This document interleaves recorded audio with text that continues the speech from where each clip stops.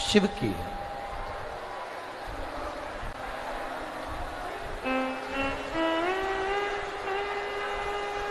जब तक शिव करुणा नहीं करते, भगवान देवादिदेव महादेव की कृपा नहीं होती, तब तक शिव महापुराण की कथा में पहुंचा नहीं जाता।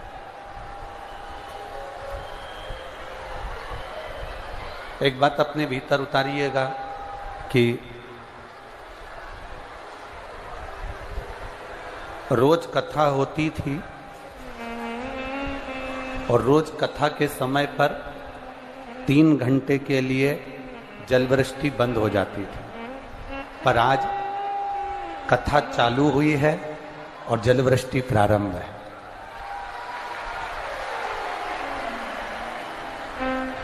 क्योंकि भोले बाबा भी आपकी पूरी परीक्षा ले रहा है, मेरा उगड़दानी भी आपकी पूर्ण परीक्षा ले रहा है कि तेरे भीतर विश्वास, तेरे भीतर दृढ़ता, तेरे भीतर भरोसा कितना।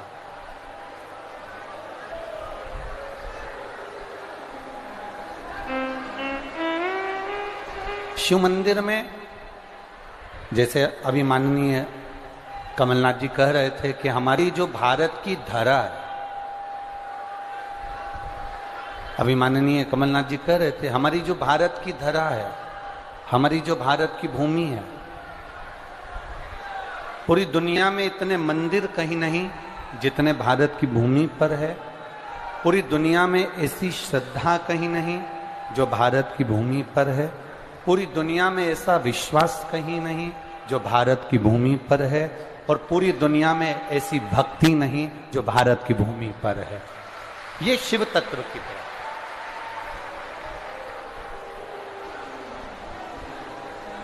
एक भरोसा, एक दृढ़ता, एक विश्वास।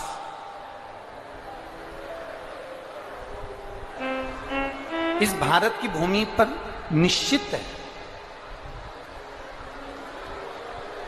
हम जब शंकर जी के मंदिर जाएं, हम जब शिवालय में जाएं, हम जब भगवान देवादिदेव महादेव के मंदिर में प्रवेश करें, तो हमें सबसे मूल, सबसे प्रबल अगर कुछ चाहिए तो हमारा विश्वास चाहिए।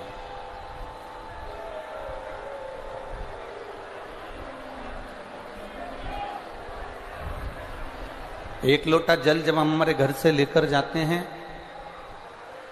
एक लोटा जल जब हम हमारे घर से लेकर मंदिर की ओर पहुंचते हैं, तब आपके मन में ये भरोसा रहना चाहिए, आपके मन में ये विश्वास रहना चाहिए कि मैं केवल जल लेकर शिव जी के मंदिर नहीं जा रही हूं,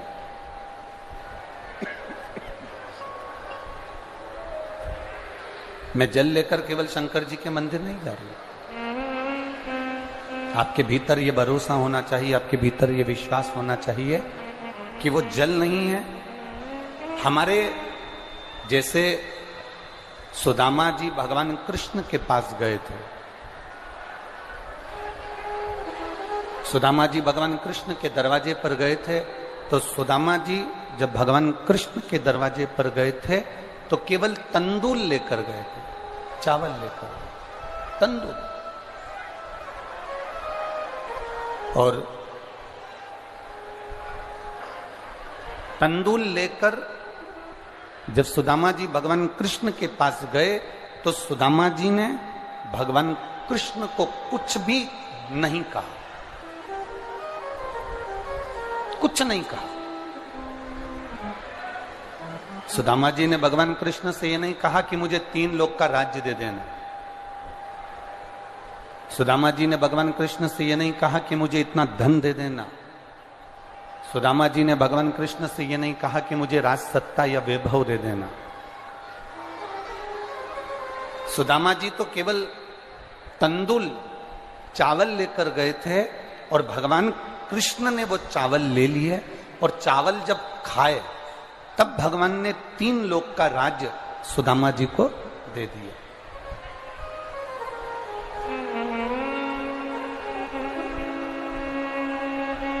संपूर्ण राज्य भगवान ने सुदामा को बहुत कुछ दिया।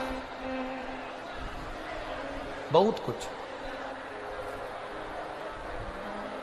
जो जल लेकर शिव जी के मंदिर में जाते हैं, जो जल लेकर शंकर जी के दरवाजे पर जाते हैं, जो जल लेकर भगवान शंकर के शिवालय में जाते हैं, उनको कुछ शिव जी से मांगने की जरूरत नहीं पड़ती। जैसे सुदामा चावल लेकर गए तो भगवान कृष्ण से मांगने की जरूरत नहीं पड़ी, और भगवान कृष्ण ने वो तंदुल मुंह में लेते ही सुदामा को बहुत कुछ दे दिया। उसी तरह जब जल लेकर आप शिव के दरवाजे पर जाएं तो कुछ मांगने की जरूरत नहीं पड़ती। जब आप जल देवाधिदेव महादेव को समर्पित करते हो तो महादेव खुद आपका भंडार भर देते हैं, स्वयं दे देते हैं।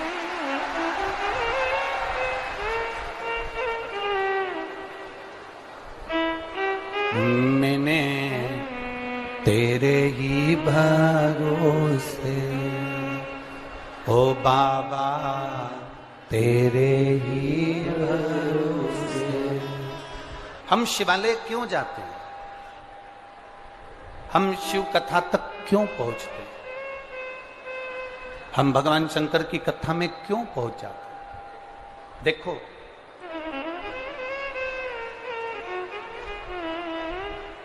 दान करने के लिए,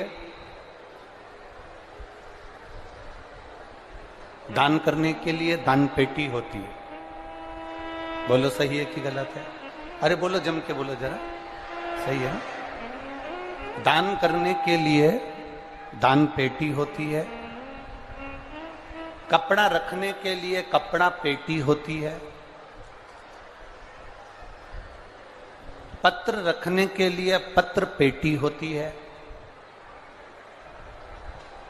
धन रखने के लिए धन की पेटी होती है, तिजोरी होती है, अलमारी होती है। पर हमारा पाप रखने के लिए कोई पेटी बनी है क्या? नहीं बनी। धन रखने की पेटी होगी, वस्त्र रखने की पेटी होगी, कपड़ा रखने की पेटी होगी, दान रखने की पेटी होगी, पर पाप रखने की कोई पेटी नहीं होती। परशु महापुराण की कथा कहती है पाप रखने की एक पेटी है। जब हम कथा में पहुंचते हैं, जब हम सत्संग में पहुंचते हैं, जब हम कहीं मंदिर में पहुंचते हैं, तो हमारा जो पाप है वो मंदिर में ही, सत्संग में ही, भजन में ही, कथा में ही छूट जाता है, और हमारे भीतर पुण्य प्रकट होकर हम अपने घर की ओर चले गए। पुण्य प्रकट होकर हम अपने घर की ओर चले गए। पुण्य प्रकट। आप जहां बैठे हुए हो, आप आए हो भगवान की भक्ति को धारण करने के लिए, आप आए हो भगवान का भजन करने के लिए। यहां से क्या लेकर जा रहे हैं? कोई आपसे कहे कि कहां गई थी, तो आप कह सकते हो कि जी जैसे अपने छिंदवाड़ा में रोड के किनारे किनारे बहुत सारे ब्यूटी पार्लर बने हुए हैं, उस ब्यूटी पार्लर में, छिंदवाड़ा के कई कॉलोनियों में, कई रोड पर ब्यूटी पार्लर बने हुए हैं, उन ब्यूटी पार्लर में ऊपर का श्रृंगार होता है जिससे उस श्रृंगार को देखकर उसका पति रीझ जाता है। तो हम किसी को ये भी कह सकते हैं, कोई पूछे तुमसे कहां गई थी, तो तुम ये भले भूल जाना कि मैं कथा में गई थी, पर इतना जरूर कह देना कि मैं ब्यूटी पार्लर गई थी। मैं ब्यूटी पार्लर गई थी। उस ब्यूटी पार्लर में ऊपर का श्रृंगार होता है जिससे पति रीझ जाता है, और इस ब्यूटी पार्लर में आत्मा का श्रृंगार होता है, बाबा रीझ जाता है, परमात्मा रीझ जाता है। ये आत्मा को शुद्ध करने का एक पार्लर है। ये आत्मा की शुद्धता के लिए एक पार्लर है। ये आत्मा की सुंदरता के लिए एक पार्लर है। तो जैसे दान पेटी होती है, वस्त्र पेटी होती है, पत्र पेटी होती है, धन पेटी होती है, कथा, मंदिर, देवालय हमारे पाप को खींच लेते हैं और पुण्य हमें प्रदान कर देते हैं। ये हमारी भी एक पुण्य की, आनंद की पेटी है, जिससे हमें पुण्य मिलता है और पाप जमा हो जाता है।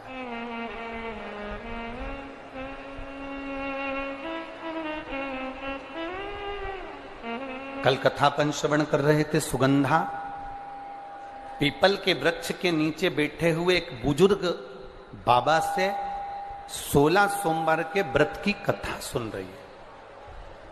पिपलेश्वर महादेव से कथा सुन रही है। और कोई भी शिवालय, कोई भी देवालय साधारण नहीं होता।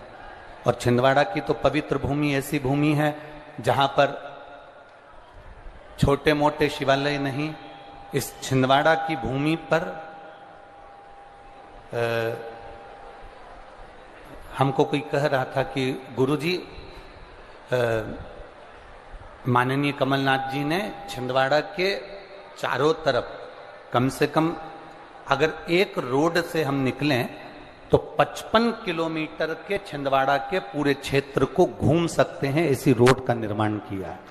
के अंदर घूमोगे और चारों तरफ घूमते हुए और अंदर घूमोगे तो आपको इतने शंकर के मंदिर मिल जाएंगे कि चावल की बोरी का एक एक चावल पूरा समाप्त हो जाएगा। इतने शिवालय छिंदवाड़ा के अंदर हैं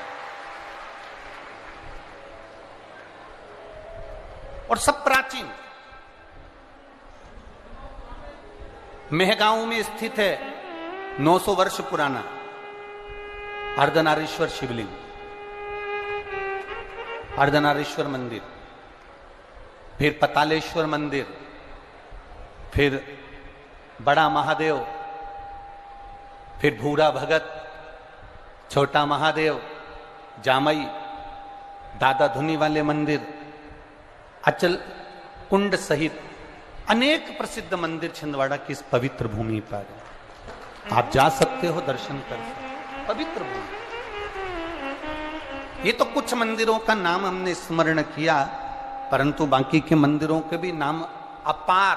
आप छिंदवाड़ा की पवित्र भूमि में घूमेंगे, आपको शिवालय शिवालय शिवालय शिवालय मिल जाएंगे। संपूर्ण जगह पर शंकर का दर्शन हो जाए।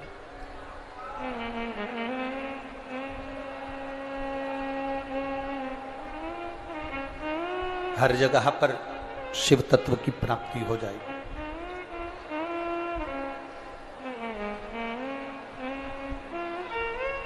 माननीय कमलनाथ जी, एक बात कहना चाहेंगे। हमसे कई मीडिया वाले प्रश्न करते हैं कि आपने सारी दुनिया में श्रीमद् भागवत होती है, सारी दुनिया में राम कथा होती है, सारी दुनिया में गीता जी होती है। जिस समय हमने शिव पुराण चालू करी थी उस समय शिव पुराण नहीं होती थी। तो लोगों ने प्रश्न किया कि आपने शिव पुराण क्यों चालू किया?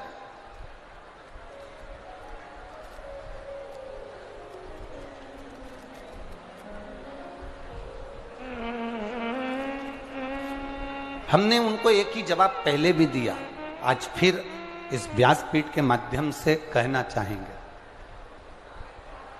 जिस समय हमने कथा चालू करी शिव पुराण की, उस समय हमने देखा मंदिर बहुत बड़े,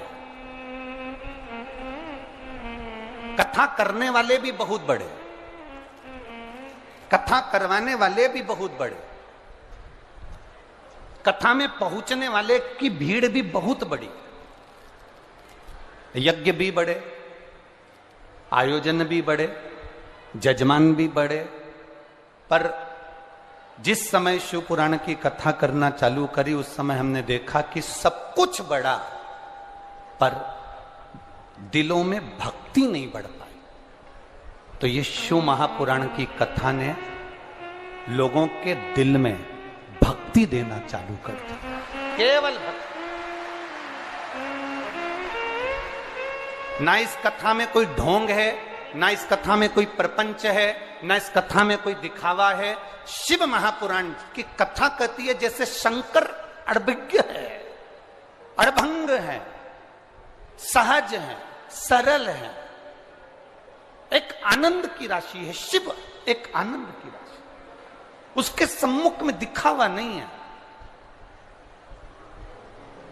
अड़भंग है शंकर। और जहां दिखावा नहीं होता वहां भक्ति होती है। आज पूरा देश विदेश हर जगह पर लोग शंकर जी के मंदिर में एक लोटा जल चढ़ाने जा रहे हैं। ये दिखावा नहीं, उनके दिल की भक्ति है, इसलिए पहुंच रहे हैं। पहले आयोजन बड़े थे, पहले कथाएं बड़ी थी, कथाकार बड़े थे, मंदिर बड़े थे, कथा करवाने वाले बड़े थे, यजमान बड़े थे, सब कुछ बड़ा था, पर भक्ति नहीं बढ़ पाई थी।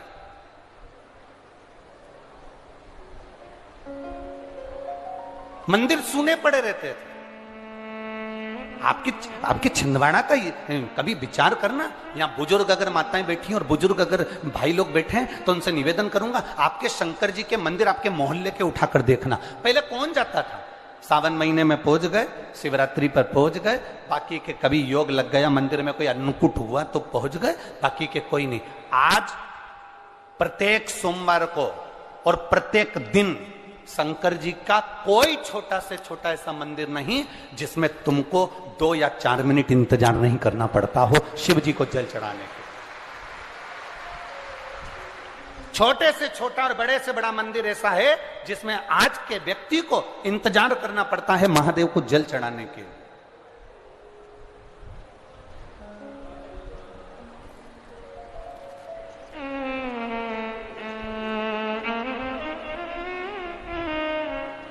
सब मंदिरों में सफाई करने वाले को ढूंढा जाता है, पर महादेव के मंदिर में सफाई करने वाले को भी नहीं ढूंढना पड़ता, वो खुद आता है और कर चले जाता है स्वयं।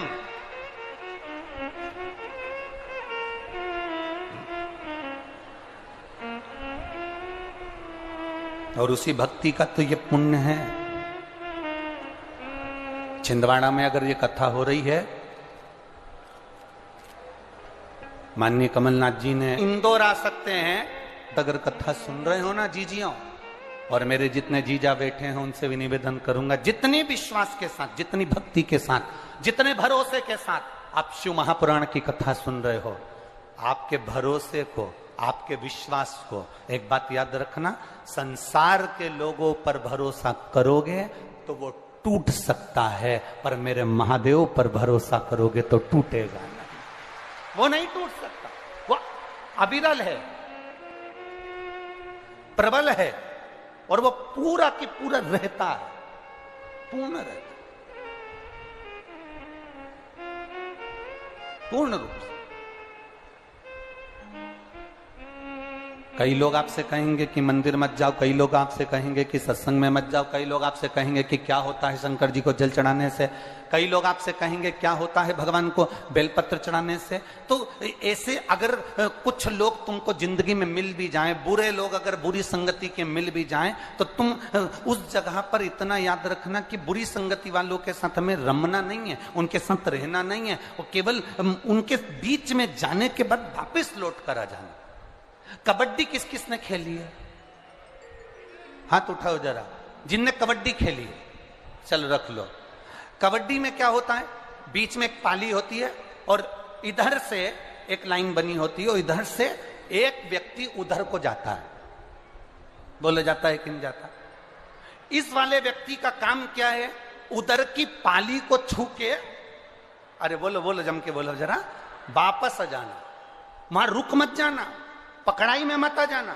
वहां अगर तू ठहर गया तो फिर तू आउट हो गया। उसी तरह कोई मदिरा पीने वाला है, मांसाहार करने वाला है, वेश्यावृत्ति करने वाला है, जुआ खेलने वाला है, गलत काम करने वाला है, झूठ प्रपंच करने वाला है, अगर तुम उसकी पाली में चले भी गए हो तो तू करके छू के वापिस जाओ, पर उसमें रुक मत जाओ।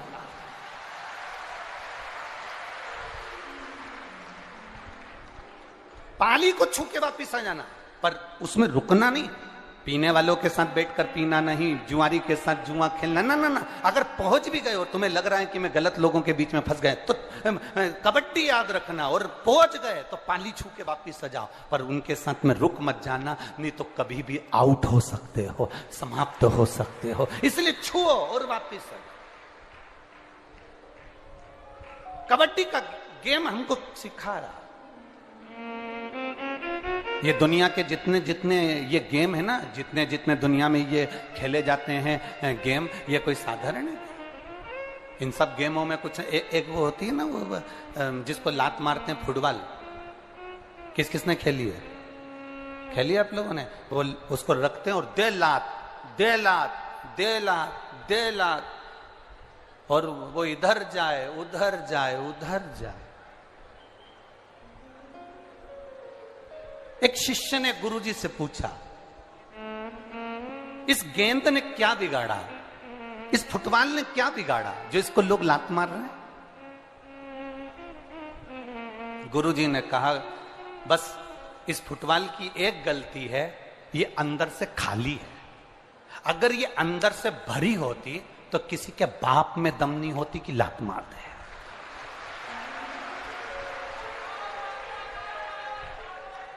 ये फुटबॉल अंदर से पोली है, ये फुटबॉल अंदर से खाली है, इसलिए लोग लात मार रहे हैं।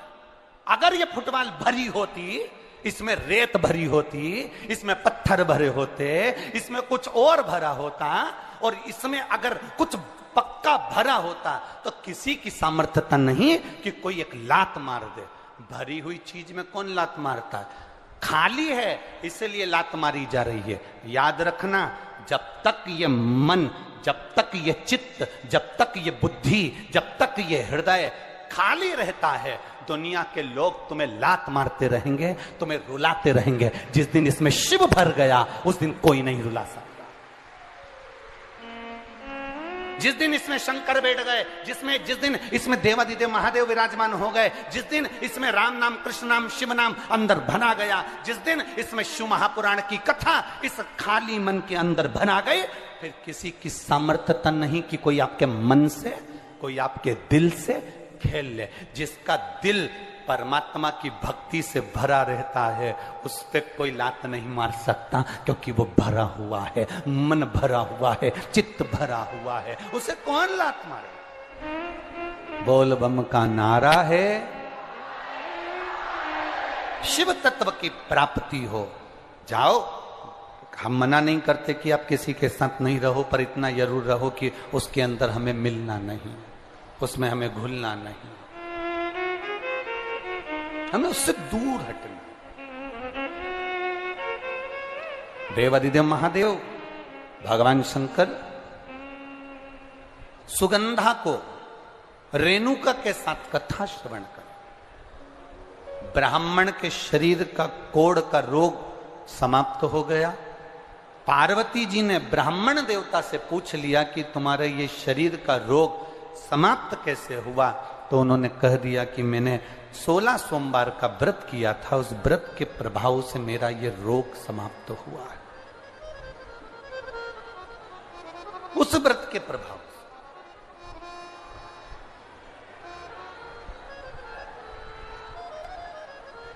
और व्रत का प्रभाव कब होता है? थोड़ा सावधानी से सुनना इस बात के लिए। आज कथा का विराम दिवस है, आपको बाबा से लगन लगाना है और शिव को अपना बनाकर आपको शिव के होना है। दिल से कथा सुनो, बड़े भाव से। व्रत का प्रभाव कब पड़ता है?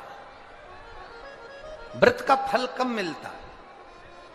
व्रत का प्रभाव कब पड़ेगा? जिस भगवान का हमने व्रत किया है, जिस भगवान का हमने उपास किया है, हम हर 2 मिनट में, 1 मिनट में, 1 क्षण में हम उस परमात्मा को याद करते रहें जिसका व्रत है।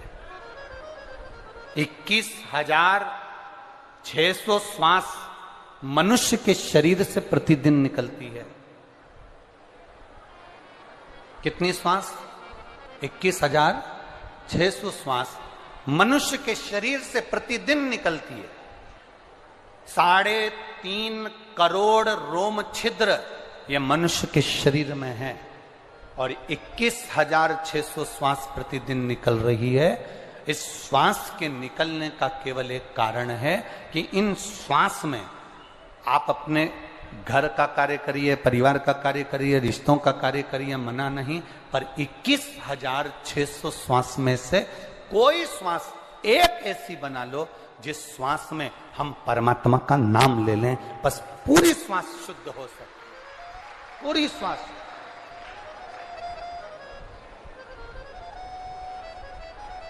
अगर आप भजन नहीं कर सकते, 1 मिनट अगर आपने भजन करा और उसमें आपने थोड़ा सा पुण्य कमा लिया, तो आपका वो पुण्य 24 घंटे के उस तबेले में डाल दिया जाता है, जिससे सब वो पुण्यमय हो जाए।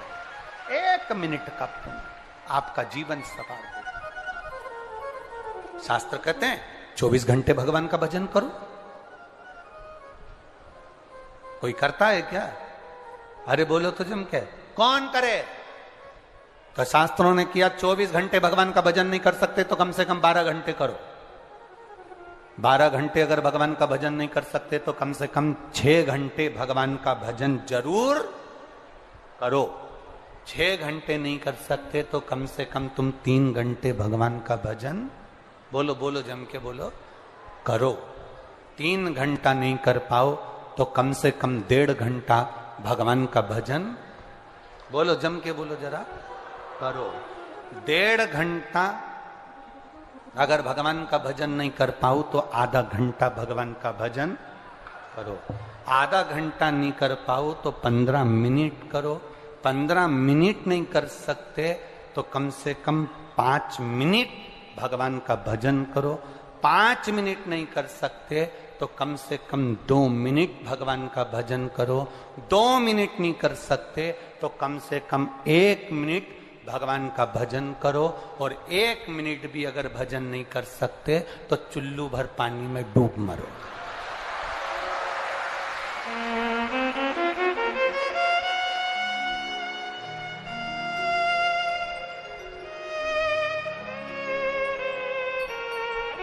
अब 24 घंटे में से 1 मिनट नहीं निकाल सकते तो काय का जीवन तुम्हारा?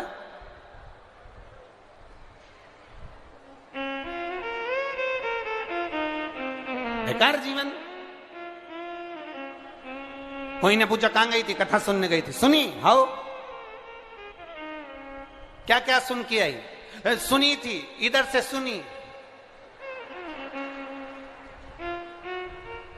फिर घर पे क्या लेके आई? कुछ नहीं।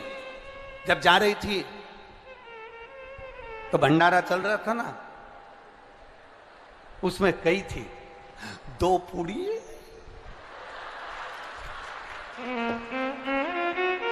भगवान जाने माताएं वो झोली कैसी बनाती हैं, आज तक मैं नहीं सीख पाया। ऐसा उनका कुछ पल्लू मल्लू ऐसा रहता है, पिन मिन टच रहती है और ऐसा पल्लू मल्लू डालते। भगवान जाने वो झोली कैसी बनाती है, ऐसी कैसी झोली। इतने भैया फिर तो यार भैया। अब उसको इतना भी अंदाजा नहीं रहता कि तूने गुलाब जामुन भर ली और नीचे से चाशनी टपक रही, इतना अंदाजा नहीं।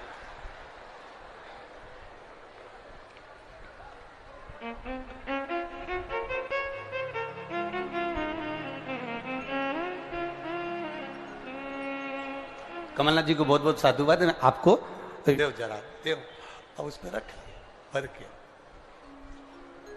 तो गई कथा में थी, क्या लेके आई? अभी दे रही हूं निकाल के। और मालूम पड़े पूड़ी और नुक्ती और गुलाब जामुन। कथा लाई क्या? सब छोड़। अरे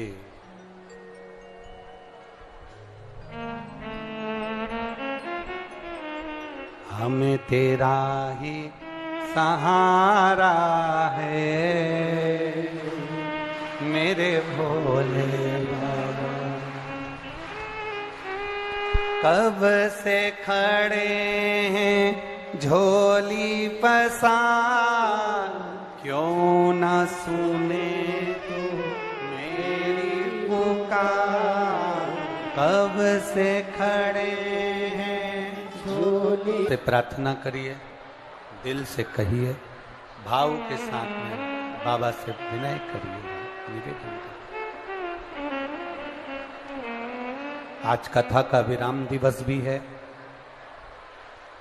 आप जितने भाव से बाबा को कह सकते हो कि बाबा मेरे दुख को काटना, आपकी कृपा देना, आपके भक्ति का विश्वास दीजिए, निवेदन करिए। श्री शिवाय नमस्तुभ्यं, श्री शिवाय नमस्तुभ्यं, श्री शिवाय नमस्तुभ्यं, श्री शिवाय नमस्तुभ्यं, श्री शिवाय नमस्तुभ्यं। भोला सब दुख। कथा कह रही है, सुगंधा को शिव जी कहते हैं। पार्वती जी ने उस ब्राह्मण को देखा जिसका शरीर का रोग समाप्त हो गया। रोग देने वाले ने रोग दिया है तो मिटाने वाला भी वही है। बाबा देवादिदेव महादेव की कृपा इसी को कहते हैं। तेरी कृपा बिना न हिले एक भी अणु, लेते हैं श्वास तेरी कृपा से तनु तनु। एक पत्र और बड़ा सुंदर, शिव की उदारता। खाली न जाता कोई दर से तुम्हारे, खाली न जाता कोई दर से तुम्हारे। ने कहा, शंकर जी के मंदिर में बैठी हुई उस ब्राह्मण देवता ने, पुजारी देवता ने, पंडित जी ने कहा, मेरे शरीर का रोग देवादिदेव महादेव के व्रत रखने से पूर्ण हुआ। व्रत की पूर्णता क्या है? व्रत का फल क्या है? व्रत का सुख क्या है? व्रत का आनंद क्या है? हम जिनका व्रत कर रहे हैं उनका स्मरण हमारी चित्त वृत्ति में होना चाहिए। अगर हमारी चित्त वृत्ति में उसका स्मरण नहीं है तो वो ठीक नहीं है। केवल फलहार कर लेना, साबूदाने की खिचड़ी खा लेना, साबूदाने की खीर बनाकर खा लेना, या चिप्स तल कर खा लेना, या पापड़ तल कर खा लेना, या कुछ बनाकर खा लेना, इसको उपवास या इसको व्रत नहीं कहा। व्रत का मतलब क्या होता है? व्रत का मूल तत्व क्या है? व्रत का मतलब है कि जिसका आप उपवास कर रहे हो, जिस देवता का आप व्रत कर रहे हो, उसको हर 2 मिनट में, हर मिनट में, हर क्षण में उसको याद किया जाए।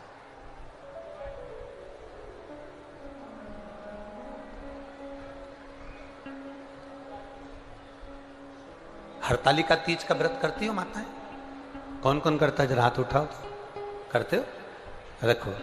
हरतालिका तीज का व्रत करने वाली माताएं कई ऐसी होती हैं, कई के मन में ऐसा आता, आज मेरा व्रत है, मन नहीं लग रहा, शरीर ठीक नहीं, टीवी चालू करके बैठ गई, शरीर ठीक हो गया, मन ठीक हो ना। इसको व्रत नहीं कहा। हरतालिका तीज का व्रत हो, कुछ नहीं खाते, कुछ नहीं पीते, व्रत करते हो, शिव जी के पूजन की तैयारी करते हो, फुलेरा का दर्शन करने जाते हो। जाते हो आप लोग फुलेरा दर्शन करने के लिए? जहां पर भी कितनी जगह जाते हो? 5 जगह पर कहीं फुलेरा बंधा हो हरतालिका तीज के दिन। और जो माताओं ने पिछली वर्ष, या जो बेटियों ने, जो कन्याओं ने, जो बेटों ने फुलेरा का दर्शन करा हो, उनसे पूछना साल भर में बाबा ने तुम पर कृपा करी कि नहीं करी। 5 फुलेरे का दर्शन। हरतालिका तीज के दिन जो फुलेरा बनता है, 5 घर जाओ जहां फुलेरा बंधा है, वहां दर्शन कर जाना चाहिए। तुम्हारा व्रत नहीं है तो भी जाओ, व्रत है तो भी दर्शन करो, पर फुलेरे का दर्शन करो। जिन जिन के यहां फुलेरा बनता है, आपका व्रत नहीं है, आपके पति से कहो जरा गाड़ी उठाओ, मेरे को फुलेरा का दर्शन करना चाहना। अगर पास में है तो पति से कहो चलो रात का समय, क्योंकि फुलेरा की पूजन रात को, तो चलो हमारे साथ में जरा पैदल पैदल। मोहल्ले की 4 माताएं, 5 माताएं, 5 बेटियां, 10 बेटे इकट्ठे होकर फुलेरा का दर्शन करने चले। हरतालिका तीज का उस फुलेरा का दर्शन जीव का कल्याण करने वाला है। जिनने करा उसको मालूम है कि फुलेरा का दर्शन का महत्व क्या। आप लोग 15 तारीख को जो कथा होगी पुणे सांगवी में, पूना में, आप वो सुनना, उसमें हम वर्णन करेंगे एक एक फुलेरे का, 5 फुलेरे का दर्शन का क्या महत्व, उसका वर्णन पहले भी करा, इस कथा में फिर करेंगे। कह दिया कि मेरा रोग समाप्त हुआ। पार्वती जी ने ब्राह्मण के मुख से सुना, शिव जी के पास जाकर कहती हैं, भोलेनाथ जी से प्रार्थना करती हैं, बाबा गणेश जी का विवाह कर दिया। गणेश जी को प्रथम गिनती में गिना गया, गणेश जी को प्रथम आराधना में लिया गया। तो सदानंद कार्तिकेय जी रुष्ट होकर श्रीशैलम पर जाकर बैठ गए।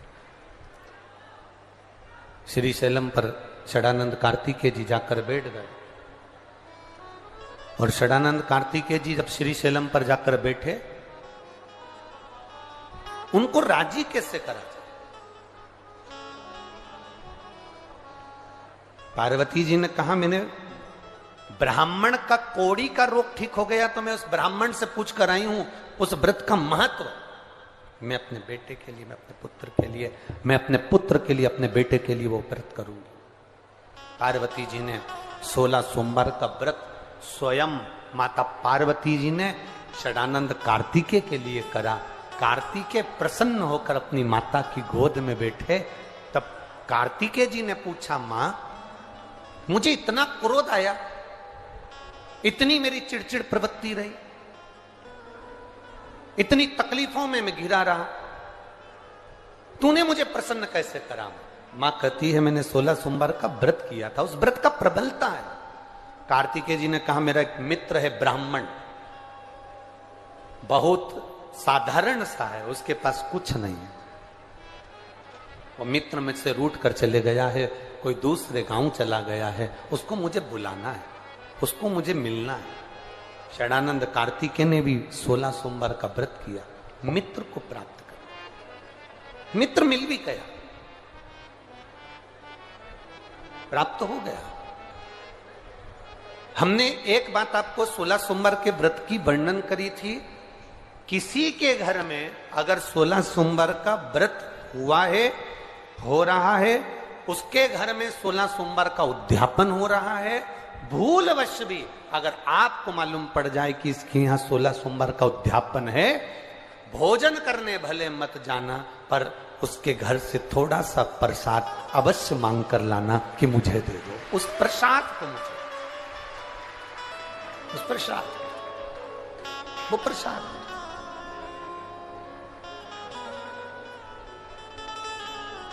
वो प्रसाद मुझे दिया जाए, थोड़ा सा दे दो।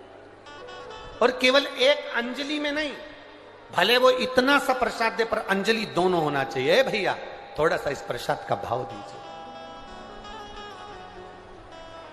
थोड़ा सा सुख मिलेगा, इस प्रसाद का भाव दीजिए। शंभु का मूल आनंद हमें प्राप्त। जितने बेटे बेटियां कंपटीशन एग्जाम की तैयारी कर रहे हैं, जितने बेटा बेटियां नौकरी की तैयारी कर रहे हैं, मैं उनसे कहूंगा आप मेहनत करो, खूब करो, दिल से करो, अच्छी करो, दम से करो, मेहनत में कमी मत आना। उसके साथ बहुत बहुत ध्यान देना, किस्मत मौका देती है।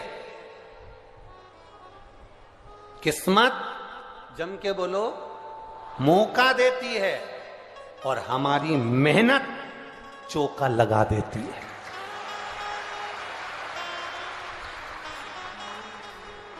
मेरा बेटा बेटियों से निवेदन है, अपनी मेहनत पूरी करना। शंकर भगवान करेंगे क्या? तुम्हें मौका देंगे, एग्जाम में बैठने का मौका देंगे, परीक्षा हॉल में तुम अकेले नहीं रहोगे, मेरा देव अधिदेव महादेव तुम्हारे साथ बैठेगा।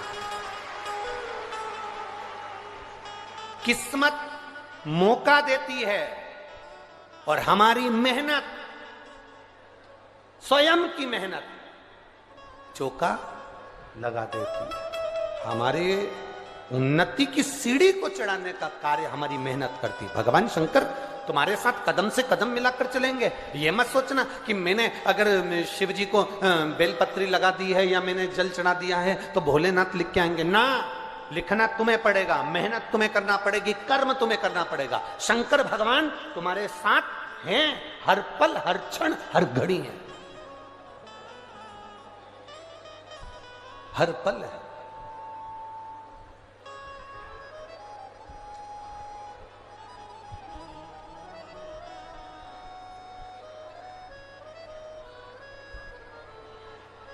यहां पे कथा सुनने के लिए कोई टीचर लोग बैठे हैं क्या? टीचर अगर कहीं बैठे हो तो हाथ हिलाना जरा, कितने टीचर बैठे हैं? हाँ, हाथ हिलाओ जरा। हैं सब, चाहे प्राइवेट स्कूल के हो चाहे सरकारी के हो, टीचर तो है ना? ठीक है। आप लोग बच्चों को पढ़ाते हैं, बच्चे विद्याध्ययन करते हैं, आप मेहनत करते हो, बच्चे को पढ़ाते हो, बच्चा भी मेहनत करता है, तब बच्चा परीक्षा के समय पर आपका चेहरा देखता है। एग्जाम के समय पर बच्चा आपका चेहरा देखता है। तो टीचर क्या कहते हैं? देख, तो चिंता मत कर, मेहनत कर, अच्छी मेहनत कर, टेंशन मत ले, मेहनत अच्छी कर, पढ़ाई अच्छी कर, बाकी के सब परमात्मा पर छोड़ और तू अच्छी मेहनत कर कर जो लिखेगा लिख। तेरा हाथ चलना चाहिए, तेरी बुद्धि चलना चाहिए, तेरी कलम चलना चाहिए, बाकी का रिजल्ट फिर उसके हाथ में है, वो देगा। रिजल्ट उसके हाथ में। हम मेहनत करें ही नहीं और सोचें कि मिल जाए तो ना। कार्तिकेय बाबा ने व्रत किया, व्रत का प्रभाव यह हुआ कि उनका मित्र मिल गया। मित्र ने पूछ लिया अपने मित्र से, कार्तिकेय से, शनानंद कार्तिकेय तूने मुझे कैसे प्राप्त करा? मित्र ने कहा, मैंने 16 सोमवार का व्रत किया था। उस व्रत का विधान क्या है? व्रत का विधान बताया। दिन में ये 16 सोमवार का जो व्रत है, प्रथम सोमवार को अब उठा रहे हैं, सावन के महीने से, बैसाख के महीने से, मार्गशीर्ष के महीने से, जिस महीने से पहले सोमवार से इसको उठाया जाए। सुबह स्नान पूजन अर्चना कर कर बड़े आनंद के समय, दोपहर का तीसरा पहर प्रदोष काल के समय पर शंकर भगवान की आराधना करी जाए, शिव जी का शिवलिंग का पूजन करा जाए।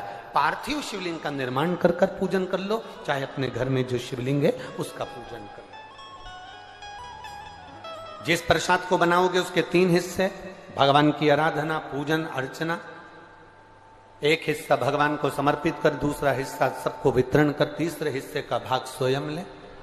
शिव जी का चढ़ा हुआ प्रसाद पूरी रात्रि नहीं रखा रहता।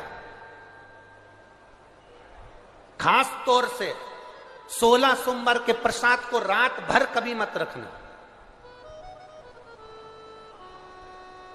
हम 7 दिन जो बेलपत्र यहां से आप लोगों को, कई लोगों को देते हैं, 7 दिन में 5 दिन 4 दिन जो बेलपत्र आपको मिलती है, तो ये बेलपत्र हम उससे कहते हैं रात भर नहीं रखना है। इसको मिले, तुम्हारे शरीर में कष्ट है, रोग है, बीमारी है, बड़े से बड़ा रोग है, लीवर किडनी कैंसर तक का रोग है, तुम्हें जो बेलपत्री दी गई है उस बेलपत्री को तुम इसी पंडाल में कहीं ना कहीं बैठकर उसको खाकर बाबा की रज को अपने हृदय से लगाकर कह कर जाना, बाबा मुझे ये रोग है, समाप्त आप करना। जब 3 दिन कथा का बस केवल जो आखिरी दिन होता है, विराम का दिन होता है, वो बेलपत्री नहीं खाई जाती, उस बेलपत्री को तो रखा जाता। बाकी के जो बाकी के दिन की बेलपत्र होती है उसको खाते हैं। रात भर शिव पोथी पर चढ़ी हुई बेलपत्र केवल आखिरी के दिन की, विराम के दिन की बेलपत्र ही केवल लाल वस्त्र में रखने की होती है। बाकी की बेलपत्र केवल रोज की खाने की होती है, उसको रखा नहीं जाता, खाया जाता।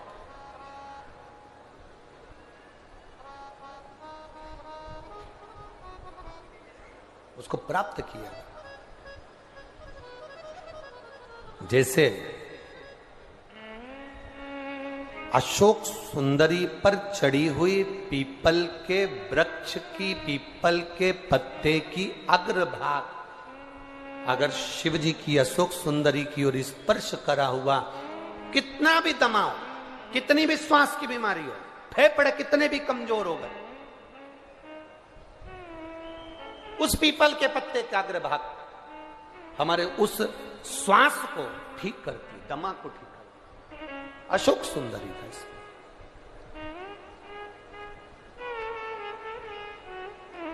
बेलपत्री। अब ब्राह्मण ने पूछा कि तुमने मुझे प्राप्त कैसे करा? का बता दिया, ऐसा ऐसा व्रत है, उसको करो। 17वें व्रत में इसका उद्यापन कर दो। उद्यापन होगा वही प्रदोष काल में, शाम के समय। ठीक है, मान लो 17वें में नहीं कर पाए तो अगला जब तुम्हारे को अच्छा महसूस हो तब करो, पर व्रत का उद्यापन जरूरी है। ठीक है। ब्राह्मण ने सुना, एक पराये गांव में वो व्रत करता करता पहुंच गया। वहां के राजा की लड़की की शादी हो रही थी। राजा ने स्वयंवर रचा था। एक हथनी के सूंड में माला दे दी थी। ये हथनी जिसके गले में माला पहनाएगी, विवाह उसी के साथ बेटी का होगा। वो हथनी कौन थी? हथनी कौन थी?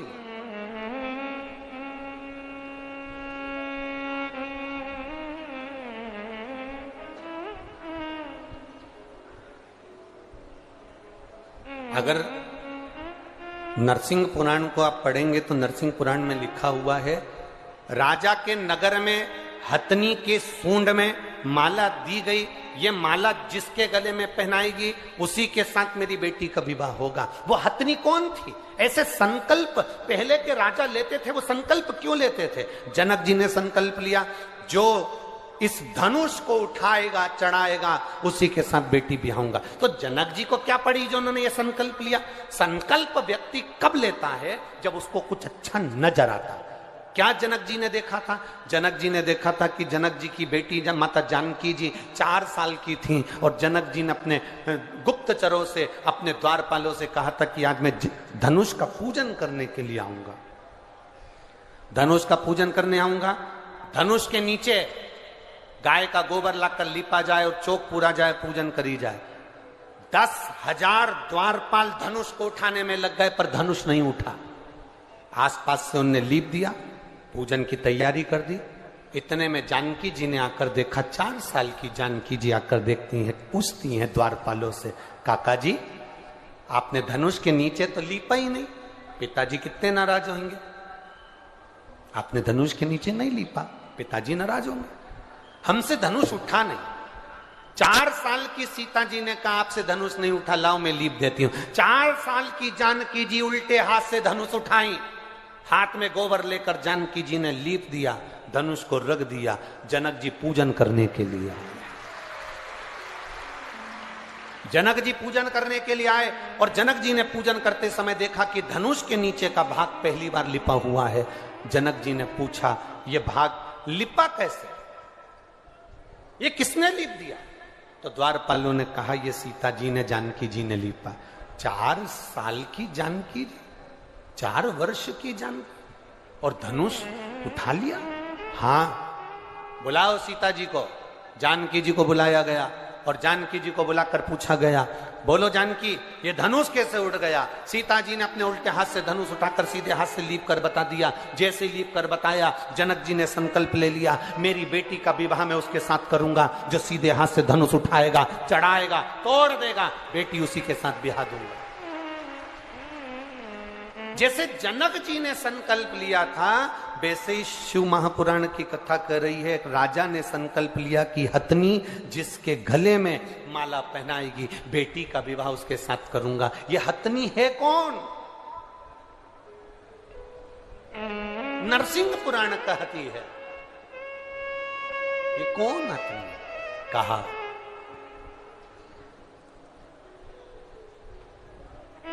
ये वो हथनी जिसने जन्म से ही शंकर के मंदिर की चौखट पर इसका जन्म हुआ। एक हथनी ने इसको जन्म दे दिया, मां प्राणों को छोड़कर चली गई थी। एक व्यक्ति रोज शिव मंदिर जाता था और इस हथनी को सहला कर जाता था। हथनी धीरे धीरे बड़ी होती गई, शिव की आराधना में यह हथनी भी डूब गई। कहते हैं हजारों हजार ऋषिवर की बुद्धि में जितना बल था, उस हथनी में उतना बल सोचने का और समझने का था कि किसका भाग्य क्या कहेगा, वो हथनी समझ जाती थी। राजा ने उसी हथनी के गले में माला पहनाने के लिए दी कि यह माला तुम अपने सूंड में रखकर जिसको पहनाओगी उसी के साथ बेटी का विवाह होगा। हथनी ने राजा की लड़की को देखा था कि इसका भाग्य क्या कहता है। ब्राह्मण के गले में, जो मित्र थे कार्तिकेय जी के, उनके गले में माला पहना दी गई। माला पहनाई, विवाह पक्का हो गया। राजकुमारी का विवाह उस ब्राह्मण के साथ हो गया। ब्राह्मण साधारण नहीं दिया, माला पहनने के बाद उसको एक नगर का राजपाट प्राप्त हो गया, जिस नगर का राजा उसको देकर चले गए। शिव क्या करते हैं? कई लोग कहते हैं शंकर भगवान करते क्या, शिव जी करते क्या? हम कहते हैं शंकर भगवान का केवल एक ही काम है, जो लिखा विधाता ने तुम्हारी किस्मत में, जो दुख विधाता ने लिखा, शिव जी का एक काम है। तुम जब शंकर भगवान के शिवलिंग पर जल चढ़ाते हो तो शिवलिंग पर जो चंदन लगा रहता है वो जल चढ़ाने से धुल जाता है। जब तुम शिवजी पे जल चढ़ाते हो तो चंदन धुलता है, श्रृंगार धुलता है। उसी तरह शंकर जी पे जल चढ़ाते समय वो जल तुम्हारे भी दुख को धो देता है, दुख को धो। रोज रोज किसी के यहां जाओगे ना तो तुम्हारी इज्जत घट जाती है। घटती है कि बढ़ती है? बोलो बोलो, जम के बोलो जरा। घटती है। रोज रोज किसी के दरवाजे पर जाओगे तो इज्जत घटेगी, पर रोज रोज महादेव के दरवाजे पर जाओगे तो इज्जत बढ़ेगी।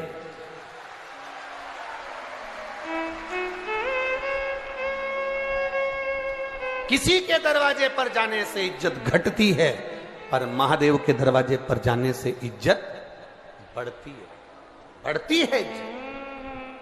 अभी तक तुम जाके देखना, तुम ऐसी रोड पर घूमते रहो, रोज शंकर जी के मंदिर जाना चालू कर दो तो पहले तो लोग कहेंगे हाओ आवारा है नंबर 1 का, बेकार है तो छोरा, बहुत अवल्ला है ये तो, बहुत बेकार है ये तो। छोरे को बेचारे को जो देखो वो एक ही बात के, तो अवल्ला है, ये तो ऐसा है, ये तो वैसा है। और वही छोरा जब रोज शंकर जी के मंदिर जाए और शंकर जी का श्रृंगार करे, शिव जी पे जल चढ़ाए, त्रिपुंड लगा के जब मंदिर से आए तो धीरे धीरे लोगों का कहने का तरीका बदल जाएगा। भैया ये तो रोज मंदिर जाता है, शंकर जी का भगत है, नंबर 1 का भगत। भगत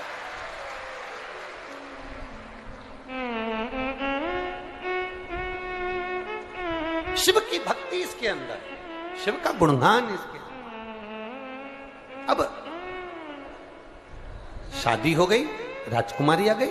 राजकुमारी ने पूछ लिया अपने पति से, मैं एक राजा की लड़की, तुम एक ब्राह्मण के बेटे, मैं कैसे मिल गई तुमको? कहा 16 सोमवार के व्रत के फल से मिली। व्रत का फल इतना होता है, एक बेटा मुझे चाहिए, पुत्र की कामना से उसने 16 सोमवार का व्रत करा, उसको एक पुत्र भी हो गया। पुत्र होने के बाद पुत्र धीरे धीरे बड़ा भी हो गया। बड़ा होने के बाद पुत्र ने एक दिन पूछ लिया, मां मैं राजघराने में जन्म ले लिया, ऐसा मैंने कौन सा पुण्य करा था? कभी आप भी विचार करना, चौराहे पर खड़े हुए भिखारी को देखना, किसी भिखारी को देखना, किसी बीमार व्यक्ति को देखना, किसी बहुत ज्यादा कष्टप्रद व्यक्ति को देखना, और उसको देखकर अपने आप को तुम जरूर देखना, और देखकर महादेव से प्रार्थना करना, बाबा तूने बड़ी कृपा करी, मुझे चौराहे का भिखारी नहीं बनाया, मुझे कुछ अच्छा बनाया। तूने बहुत अच्छी कृपा करी, अच्छे घर में मुझे जन्म दिया।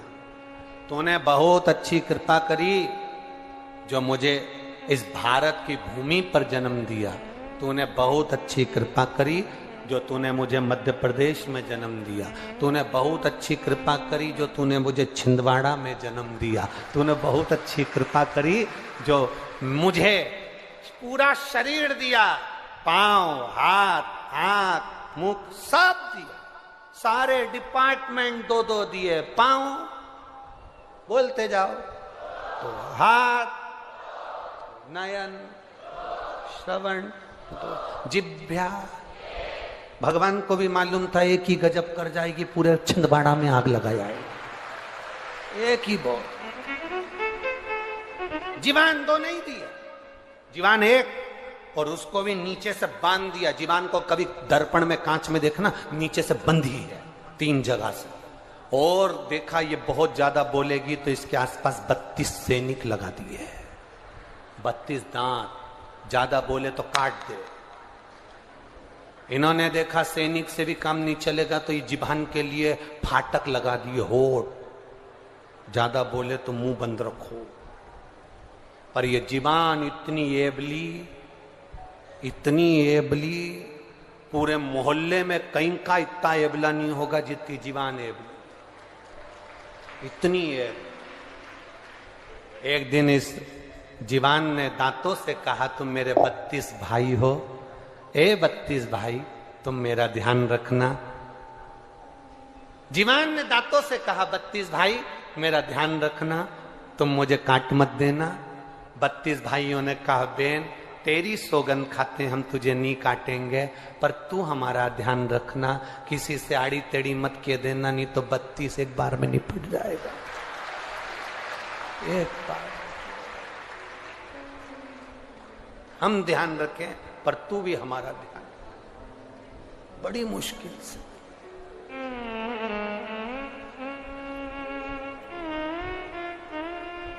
वो कहते ना, इस जिभ्या को रोग लगा है, दिन भर चुगली करने। इस जिभ्या को रोग लगा है, दिन भर चुगली करती।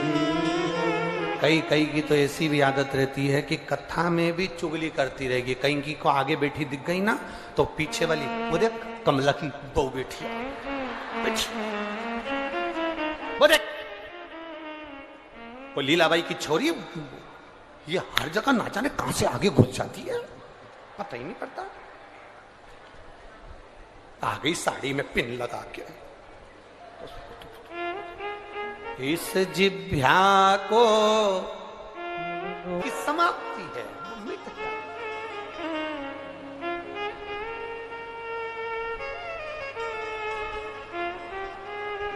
सब मिट। आप जितना भजन में चित्त लगाओगे उतनी आनंद की अनुभूति आपके भीतर होती चली जाएगी, उतना सुख अपनी जिंदगी में मिलता चले जाएगा। क्या करा जाए? बेटे ने पूछा मुझे क्या करना चाहिए। मेरी जन्म, अच्छे घर में अगर तुम्हारा जन्म हो जाए, अच्छा घर मालूम है कैसा होता है? अरे जम के तो बोलो, जिसके यहां एसी लगा है वो अच्छा घर है, जिसके यहां डनलप के गद्दे बिछे हैं वो अच्छा घर है, खूब जोरदार गाड़ी बंगला सो अच्छा घर है? नहीं, अच्छा घर, अच्छा घर। तो हमने एक बार पहले कथा में कही थी, मकान बनाओ मना नहीं है, घर बनाओ मना नहीं है, पर घर अच्छा बनाने के लिए 2 अच्छे होना चाहिए। मकान अच्छा बनाने के लिए, घर अच्छा बनाने के लिए 2 अच्छे होना चाहिए। पहले नंबर पर मिस्त्री, दूसरे नंबर पर स्त्री।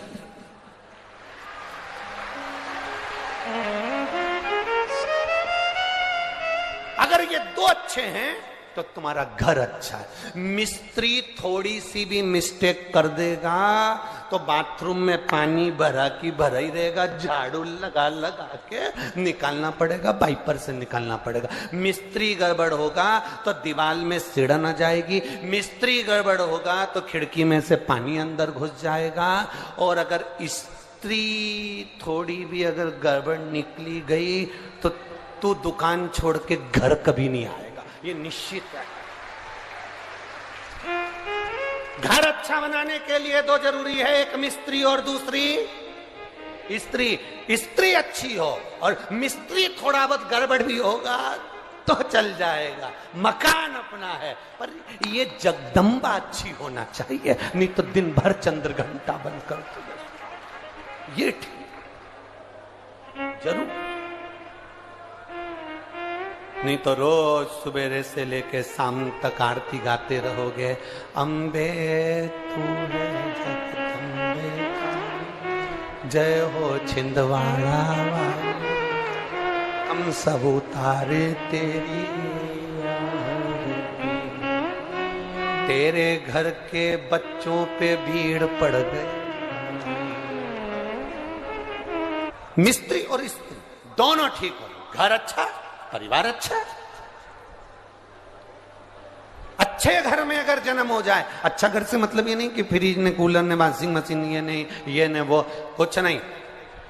झोपड़े में भी रहो तो बस जहां जिसके साथ रह रहे हो, परिवार में जितने लोग रह रहे हैं, सबका दिल अगर खुश है, सास भी प्रसन्न, बहू भी प्रसन्न, बेटा भी प्रसन्न, नाती पंती सब प्रसन्न है, तो झोपड़े में भी सुख है। यहाँ कई लोग बैठे होंगे जिनके घर में पहले मेहमान आते थे तो एक ही दो कमरे का तो मकान होता था, उसी में दरी बिछा के, गद्दा बिछा के और सो जाते थे। पहले तो कई कई माताएं तो ऐसी भी हैं जिनके घर में रुई के गद्दे नहीं होते थे, तो टाट का गद्दा सिल के उस पे साड़ी की खोल चढ़ा के उस पे सो जाते। मेहमान एक हॉल के अंदर सारे मेहमान, जो आता था वहीं रहता, जो आता वहीं सोता। धीरे धीरे तुमने सोचा मकान छोटा पड़ता, मकान बड़ा कर लिया, जितना बड़ा मकान होते चले गया, मन छोटा होते चले गया। अब बड़ी बहू सोचती है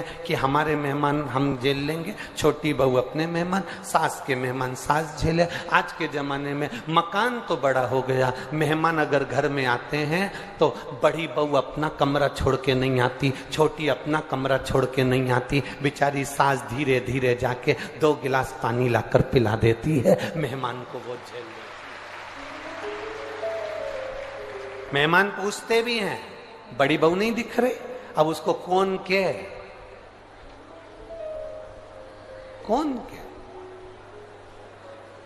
कभी कभी तो पूरी पुराण की लीला भी पलट जाती, हमने देखा है कई बार।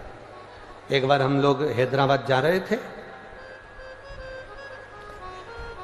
तो हैदराबाद जाते जाते हमारी जो ट्रेन का टिकट था उसमें इधर सामने की 2 बर्थ थी, एक पति पत्नी की, और इधर की बर्थ हमारी थी, तो हमारे सब बच्चों के साथ हम बैठे थे। अब इधर की बर्थ थी, वहां पर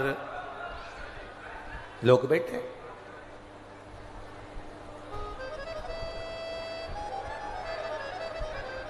थोड़ी देर बाद वहां पर एक नागपुर से कुछ लड़के चढ़ गए, और लड़के चढ़े और लड़के ने चढ़ते से देखा कि महाराज तो धोती पहन के बैठे हैं, तो उन्होंने पूछा, आप कथा करते हो? हमने कहा आप कथा करते हो? बहुत पहले की बात है, 15-20 साल पहले। आप कथा करते हो? हाँ। लड़कियां भी थी उन लड़कों के साथ, नागपुर के बच्चे थे, थोड़ा उन्होंने कहा ठिठोली कर ले महाराज जी से। फिर कहा आप कथा करते हो? हमने कहा नहीं, कथा करने वाले के 2 सींग होते हैं।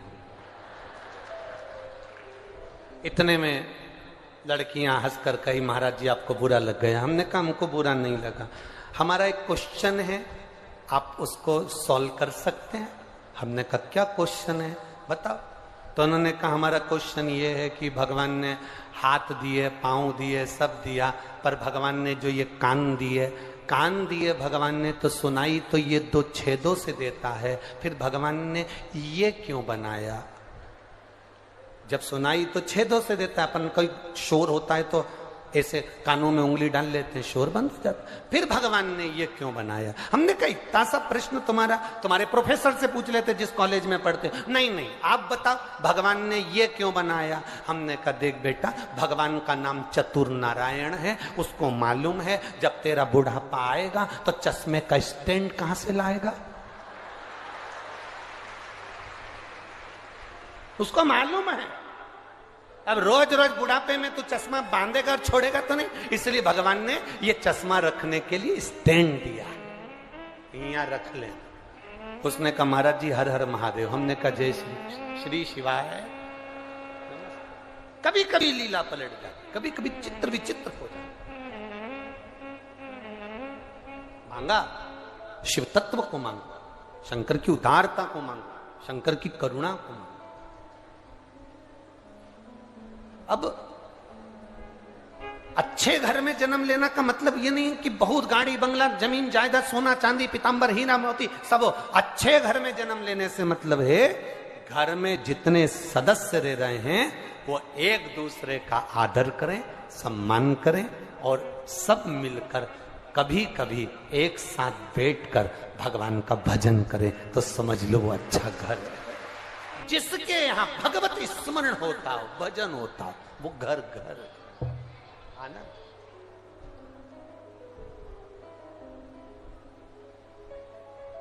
जहां भजन ही नहीं है वह आनंद। बेटे ने अपनी माता से पूछा, मां इतने अच्छे घर में मेरा जन्म हुआ, मैंने करा क्या था? अगर अच्छा हाथ मिल जाए, नेत्र अच्छे हैं, शरीर अच्छा है, कोई बीमारी तुमको नहीं है, तुम अपने आराम से 2 रोटी कमा रहे हो और खा रहे हो, तो दुनिया के सबसे सुखी व्यक्ति तुम हो, दुनिया के सबसे प्रसन्न जीव आप हो, आनंदित जीव आप। भगवान को धन्यवाद दिया करो, मैं अच्छे घर में जन्मा, मेरे को अच्छा सुख दिया। अब बोले मां मुझे भी 16 सोमवार का व्रत करना। घर में जो बच्चा बच्ची होते हैं, बेटा बेटी होते हैं, वो भी कहते हैं मां एक बार मुझे भी पशुपति व्रत करना। मां मुझे जन्माष्टमी का व्रत करना है, पशुपति व्रत करना है, शिवरात्रि का। बच्चे भी कहते हैं हम भी करेंगे। माता पिता को चाहिए कि उस बच्चे से कहें कि करो व्रत, मना नहीं है, करो।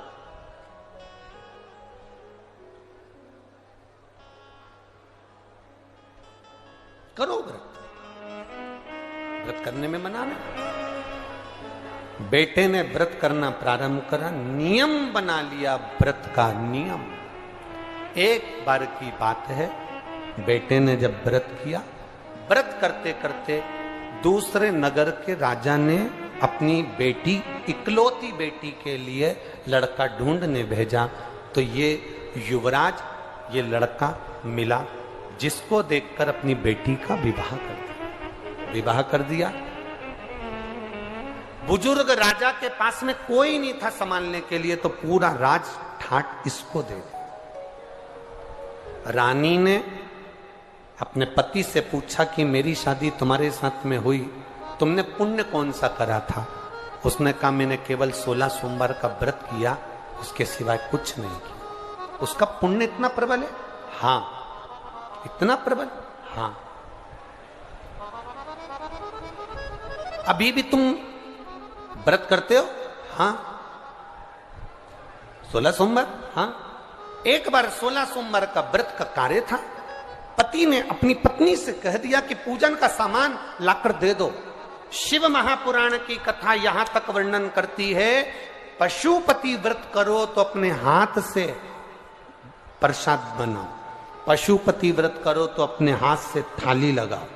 शंकर भगवान की हरतालिका तीज का व्रत करो, चाहे पशुपति व्रत करो, चाहे शिवरात्रि का व्रत करो, अपने हाथ से पूजन की थाली लगाना चाहिए, जमाना चाहिए, अपने हाथ से पूजन की थाली को तैयार करना चाहिए। दिया बाती सब अपने हाथ से, अपने हाथ। और आज हम कहने में पीछे नहीं हटेंगे, एक बात जरूर आपसे कहेंगे, अगर आप स्वीकार करेंगे तो। पशुपति व्रत करने वाली माताओं से निवेदन है आप जो मंदिर में 6 दिए लेकर जाती हो, उस 6 दिए में जो बत्ती बनाकर ले जाती हो, वो बत्ती बाजार की बनी होने की अपेक्षा रुई से अपने हाथ से बनाकर लेकर जाना। फिर पशुपति व्रत का फल मिले कि ना मिले बताना जरूर। बाजार की बनी बनाई बत्ती, यहां तक पशुपति व्रत में हमने यहां तक कहा कि बाजार का प्रसाद नहीं, अपना बनाया हुआ प्रसाद रखो। बोला था कि नहीं बोला था? जितनी माताएं बेटी बोलो जरा जम के, बोला है ना? अपने मीठे चावल बना लो, हलवा बना लो, खीर बना लो, जो 3 हिस्से कर सको वो बना, अपने हाथ से सिद्ध करो। 6 दियों में जो बत्ती रखो वो भी अपने हाथ से बटी हुई, अपने हाथ से बनी हुई।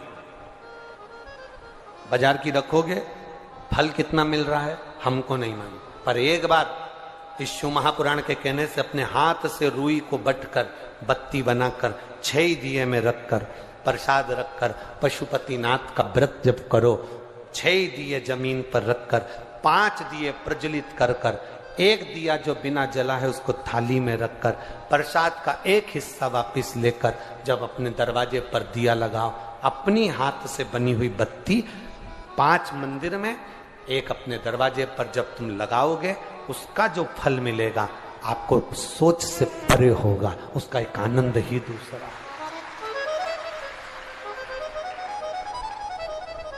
रेडीमेड जमाना हो गया, चंदन भी रेडीमेड, बाती रेडीमेड, सब सामान रेडीमेड। 2 चीजें तो अपनी करो खुद की। क्या क्या?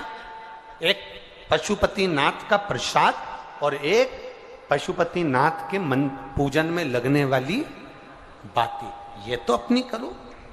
2 चीजें अपनी हो, एक प्रसाद, एक बाती। बाती भी अपनी हो, बाती अपनी